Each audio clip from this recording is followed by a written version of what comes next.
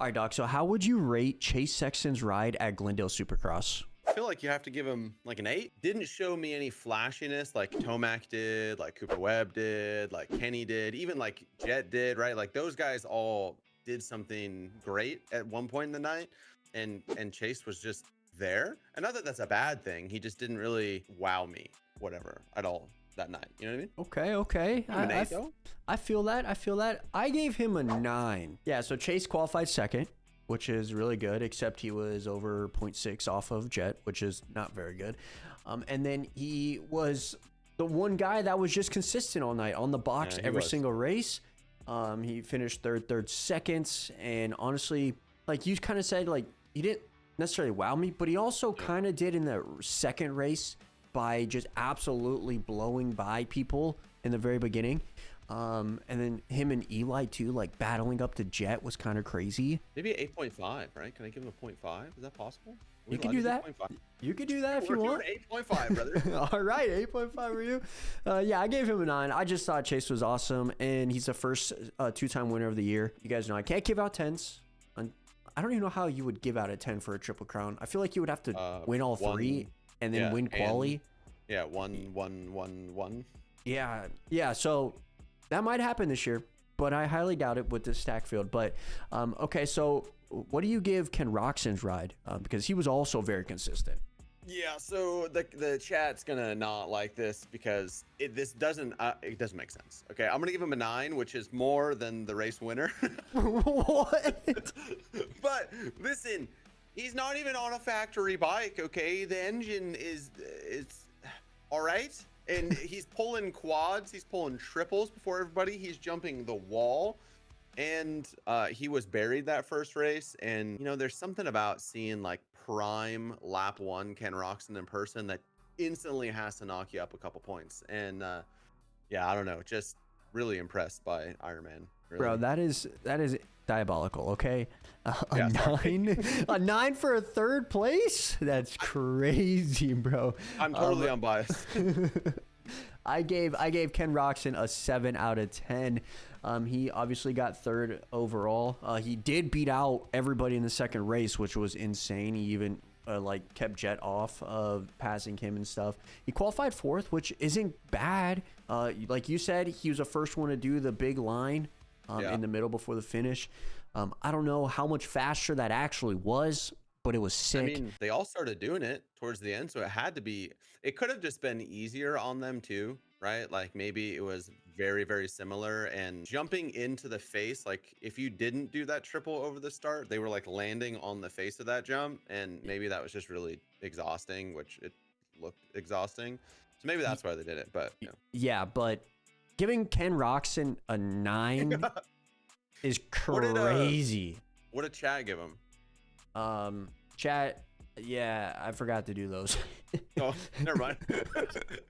Chat, let us know what you give him down below. Yeah, let us know what you give Kenny in the comment section. Speaking of another probably diabolical one here, I gave Tomac an 8, which I guess that's not too diabolical. He was all right. What? All right. It's good. He was good. I know he didn't even finish on the podium, which maybe I do need to put him a little bit lower. But as the one comment said, I do have an underwear drawer full of Tomac undies. I don't know. I have to base it off their riding. And when I was watching them throughout the day, like maybe the results weren't there, but they were buried. But he was riding so good. I still think Tomac gets a start in all these races. He's undefeated this season. That's his downfall this year. It's just his starts, man. Yeah. I mean, horrible starts. Moto 1 and 2 from Glendale. Got 6th and 4th. And then he gets his start second race behind Chase. He wins the damn thing. Yeah. And then in quali, it's not like he's far off the pace. He was 0.1 off Chase, and then obviously Jett is just Superman, so he's 0.7 off Jett. But I don't think, to be fair, like even with Jett doing 0.7 faster than Tomac looked faster than Jett all day. Does that kind of make sense? I don't know. Yeah. Like when you're there watching it, Jett's obviously super quick and like and Superman basically. But Tomac and Chase look like the fastest guys on the track. I'd be curious to see their lap times throughout the race, because I'd be pretty confident that Tomac was the fastest guy in the races.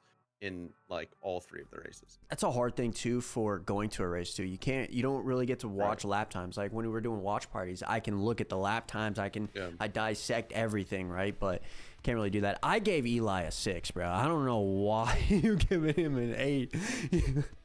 That's crazy. 6 is crazy. That's dad. What do you mean, bro? That is crazy. He can't get a start to save his life, and he wasn't even on the box, bro. Like I can't go any higher than a 6. He should be winning. It's fair. It's honestly fair. Yeah. I'm not changing mine though. But his teammate, on the other hand, Cooper Webb, I gave him a 7. Because I also gave him an 8. You're crazy. Okay, Cooper Webb did not qualify the greatest. He qualified 9th. All right. Never does. But he turned it up in the main event, which kind of surprising. I mean, all week everybody was saying he was dog shit at Glendale, which he kind of has been in the past. But he flipped the script on everybody. Went 153 for second place overall. The 5 screwed him. He should have maybe won that overall. But I think they, like I heard a rumor or something, they found something during the week for these hard packed tracks, and you can see that it definitely worked. It's still pretty early, and for Cooper Webb to be doing as good as he is, I still think if I'm everyone else on that gate, that's lingering in the back of my head, right? Like he's 10 points down, bro. And it's only 4 rounds in. He's 10 point. That's nothing for him. Yeah, I feel like this is dangerous for everybody. I mean, he has the speed to beat the guys clearly in that first race. In that first race when he won, it wasn't like he barely won, but he gapped everybody. He was gone. And so he has the pace, you know. I mean, starts are just going to be the thing all year. If somebody can figure out how to get consistent starts the rest of the year, like that person's going to win the chip. I feel like Kenny, Sexton, Webb, Tomac, even Anderson, all could win races if they pull whole shot. Yeah. And like, so if Anderson pulls whole shot every race the rest of the year, like, Buddy could win the rest of the races, you know? Speaking of Anderson, I gave Anderson a 6 out of 10. Same. He was basically nowhere, man. I don't know, like watching the race, even watching it live and watching it back, he was just in no man's land. He finished 11th in the first race, 6th, and then 8th, which is kind of unlike Anderson at Glendale or even Triple. Like last year, he was on the podium at Glendale. Yeah. So I wonder what happened. Maybe he's sick. Everybody's been lingering with like the flu. Maybe something happened with the bike, but yeah, just kind of odd. There was a lot of people, like we briefly touched, you know, or we'll touch on them, like Justin Barcia, Justin Cooper, like guys I would typically say would do good in this format, you know, that are good sprinters. You know, Cooper went 13, 13, 13, or 13, 13, 10. So random. Like, what? And then Barcia went like 12, 12 something, you know, like very strange to see them consistently outside the top 10. And like, again, guys I thought would have done well, but no. Yeah, very, very, very strange for those guys. One guy that didn't do anything spectacular, but was always in the mix because of the starts that he had, was Hunter Lawrence. He got 5th overall, and he went 5.94.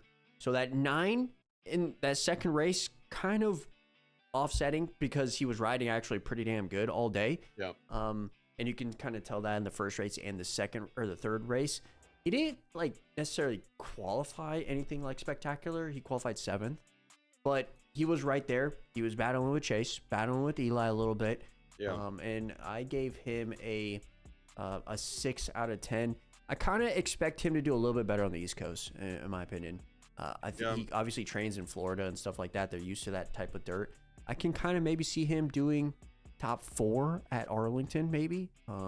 So he's an interesting one for me. Like, so much hype around both of them, the Lawrence brothers going into the season, and then he's been, again, I think mid is too harsh to say about Hunter, but like, nah. He's just been there, man. Like nothing crazy or anything. Right. Just there.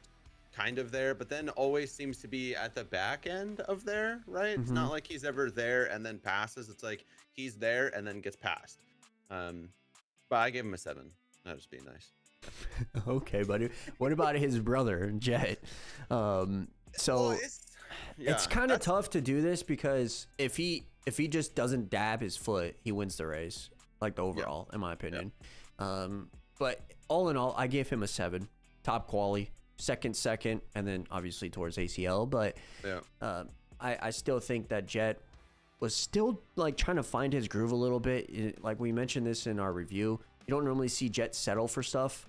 He usually passes the guy in the leads, and that was kind of strange. But overall, I mean, he was still riding great. It looked like he was way better than the first couple of weeks, right? So I gave him a 7 for the day. And then also, I hope he recovers very, very fast. I don't want to see any injuries. Like you said, I think if he doesn't get hurt, he's winning that race, or at least winning the overall. And I would have given him a 9 for that because he was looking really good. He was flying. But I gave him a 6. Didn't finish third race. 6 or 7, somewhere in there. 6.5. How do you rate a guy that didn't finish the race? 6.5. There you go. Change it right now. And now I want to talk about Cole freaking Davies, bro. Yeah. What do you give Cole for that round? A 9. A 9. A 9. Wow. Okay, hear me out. Cole was going 1-1-1, no doubt in my mind. He was hands down, not even close, the best guy there that night. Despite Juju's crashes, Cole looked the best. I would love to have seen both of those guys battle without Juju crashing. I would love to see if Cole was going to be able to make a pass. Maybe he wouldn't have been able to catch him, or maybe he would have. But Cole looked the most in control of everyone. And I gave him a 9 because he didn't really make the mistake. It wasn't really his fault that he crashed. I mean, he did roll the triple, but he was also, I mean, I guess you could say his mistake was not ripping the whole shot. Because he was pretty buried. And he like had to roll the triple. It's not like he messed up, but he didn't execute the whole shot. So maybe I should lower him, but I'm not going to. That's totally fine. I think Cole was the best guy, like you mentioned. I personally gave him an 8 out of 10. He qualified 4th. He qualified 4th, which was freaking great. Nobody expected him to go 1-1 the first 2 races, man. Like nobody. And then also salvaging that 8th place in the third race was huge for points, for like the overall points. And yeah, I think Cole was the best guy on the night. It kind of sucks that he did have a bad start in that third race. Whether he was going to win that or get third, it would have been cool to see him win the overall. It would have been nuts. I wonder what he was going to say on the podium for that. Speaking of his podium things, did you see on his story today? Remember he gave a shout out to Whitaker's, the chocolate company. They sent him like on the podium or in the press release. He said he was going to go buy some Whitaker's, which I guess is a chocolate company. They sent him like a giant box of chocolate. No way. With a little handwritten note. I do remember his podium where he was like, I learned 2 things. 1, don't follow Juju. That was so funny. What about Jordon Smith, our race winner? That's a 9 out of 10 in my book. I mean, he qualified 3rd, which he's been top 3 in qualifying, I think, like every week, bro. I'm pretty sure. Maybe besides week 1 before Joe got hurt. And then for the overall, he went 2-3-1, most consistent guy out there. He looked in control. Like even though he didn't get to pass Cole in say the first race or anything, he still looked like he was right there, and he could have made something happen if he really wanted to. But it looked like he was playing the numbers game. Exactly. So honestly, man, Jordon has been riding great. He's been the most consistent in the class, and we're gonna have to apologize at the end of the year. I'm gonna have to DM him and be like, brother, my bad. All right, For I know real, you're bro. 39 years old, still racing a 250, but my apologies. For real. He's been riding great. Somebody that I did not give a 9, that I gave a 9 last week, Haiden Deegan. I gave him a 7. Okay, that's what I gave him as well. And we talked about this on the review, and it was kind of mid. Like we've been saying, we saying like Chase and stuff was like slightly above average. What Haiden did was kind of mid, man. I'm not gonna front. I think it's time to be worried, or like nervous, right? Like maybe not worried as in like he's washed. I've seen some comments of people saying like, "Oh, you're washed. You're not good." That's not true, but I think it's odd and definitely worth being somewhat nervous. I mean, we're like halfway through the West Chip. one thing going for him is he's only 3 points down. So Yeah. if you think about it as a championship perspective, he's That's fair. totally fine, and you don't need Yeah, to be worried or nervous. But as like a fan that expected him to go undefeated almost, we're kind of nervous, man. I mean, he's getting beat by Cole, which that's crazy.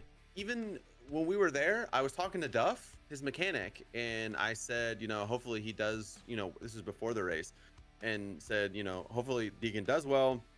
It was sad to see him so sad on the podium the last couple weeks, because obviously he hasn't performed to what he thinks he should be doing. And Duff said, well, that's what happens when you run your mouth 24/7. I'm like, that's his funny. mechanic. And I was like, That's funny. fair, I mean, yeah. And it's not even that he was just running his mouth. I feel like he had an expectation based off of his SMX. I mean, he destroyed everyone in SMX. And so it's not like he was just, it's not like if Cole came out and had that attitude, it would be straight just running your mouth because you hadn't proved anything in this league, right?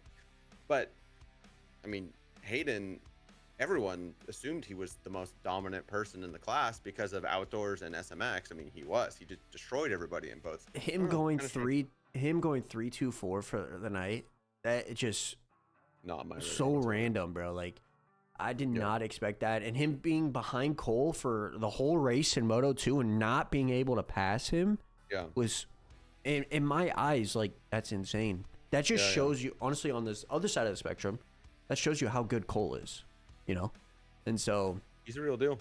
Yeah. But yeah, we both gave Deegan a 7, man. Cole's gonna be a troublemaker for the next 5 to 10 years, What do you give the points leader, Julien? For him, based off of his results, I would have to give this a higher, but because it's Juju and we've seen all year what he's capable of, I have to give him a 6. I actually gave him a 6 as well, so I'm right there with you. It's one thing like to get a bad start and crash because of something else going on, but it's a total another thing, in my opinion, to like rip the whole shot twice and then just throw it away.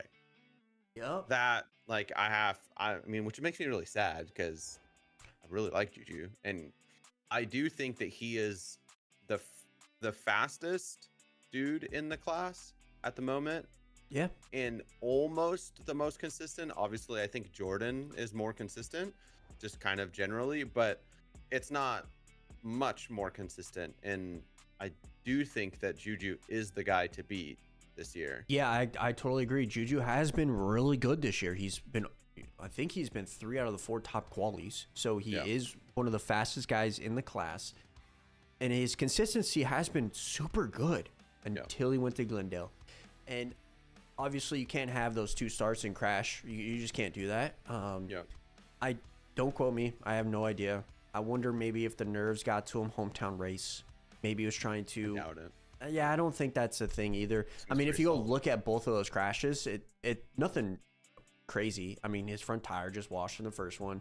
Then he tries to go into the second or the second corner just a little bit too hard. Yeah. I mean, you can't be too hard on him. That's like, I would make that mistake 100 times out of 100 going that pace. You know what I mean? Yeah, and like, for sure. So it's not like you can really critique him that much, but I mean, if we're just basing it off of who he is and what he's capable of versus what his results were and why he got those results, I have to put him a little bit lower. But going into a guy that we really haven't talked about too much, and that is Michael Mosiman. I gave him a 7 out of 10 for his day. I mean, he rode exceptionally well all day long.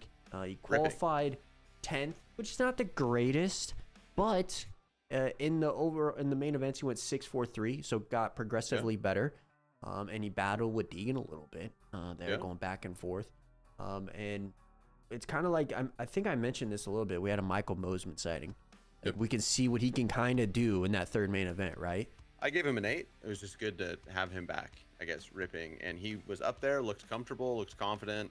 And if he just keeps building on that, like, he could win a race by the end of the year. He looks really good. I totally agree. I mean, he gets a great start. He can ride with those boys. So I'm excited about that. And then last guy on our list here is Joe Shimoda. Very unfortunate in the first race. Very unfortunate. But for the overall day, I gave him a 6. Just based off of everything that's going on. That pace doesn't look that great. But just based off results here, so he qualified 7th, and in the first race, he got 21st. From my understanding in an interview, someone T-boned him in the corner. Like, I think he got stood up by Juju. Yeah, it was the MX bike start when half the field was down in one corner. Yeah, so...